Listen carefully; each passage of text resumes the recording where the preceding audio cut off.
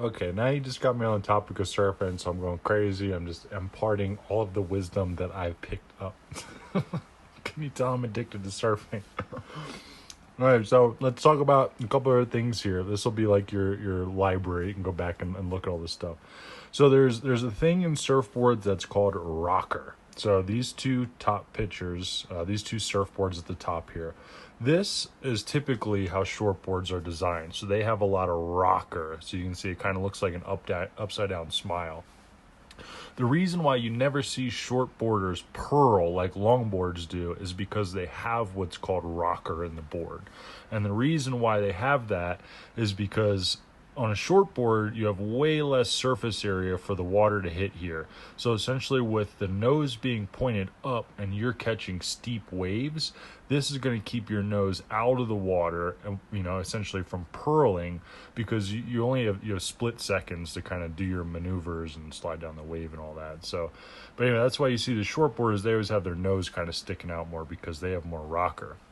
Now, the issue with the rocker is that when you paddle, you can't paddle nearly as fast because the surface area that you have is super small. I mean, you're talking it's a little tiny bit.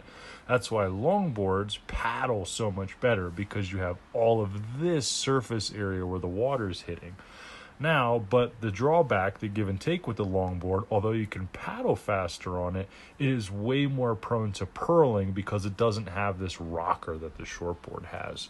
So when you're in the ocean paddling, shortboarders generally paddle like how you would freestyle swim.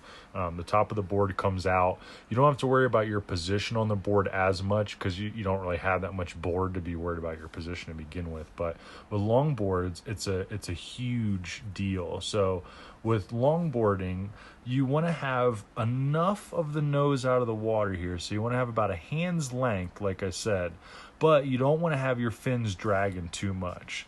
Like with this guy here, his fins are dragging too much, so he's going to lose a lot of his paddle strength. Although his nose is out of the water, it's probably a little bit too high. So finding that sweet spot wherever that is, about a hand's length with not too much fin, and you'll be able to feel it when you move around. That's where you always want to stay on your board. And that's just something that you're just going to feel out. And then the other thing too, I don't really know how the brakes are. The reef brakes are usually pretty consistent, whereas like a beach break, the sand underneath, like the ocean is going to move around here. So you're constantly going to have different brakes. But I think where you're surfing at is pretty consistent. So, but the first one that we have here, this is called an A-frame. So essentially what that means is that it's going to break right here. This is going to be the break zone. And then it's going to peel both ways. So if a surfer wanted to ride it to the left or if they wanted to ride it to the right, the wave will allow that because it's breaking perfectly down the middle. And so what you know by looking at this is that the shallowest part where the coral is right here in the middle. So anywhere where the wave is breaking, that's where the water is shallowest. That doesn't matter if it's a reef break, if it's a beach break. If you're surfing a point, that's a little bit different. But as far as reef breaks and beach breaks, that's usually where the water is shallowest. That's why Mavericks get so huge, because they have these huge like swells that come in such shallow water. And that's what makes the waves really big. So and then this guy here, this is going to be a right hand wave. So this is going to break and it's going to peel this way, and this way it's going to be kind of crumbly. Like you probably could ride it, but it wouldn't be a good ride.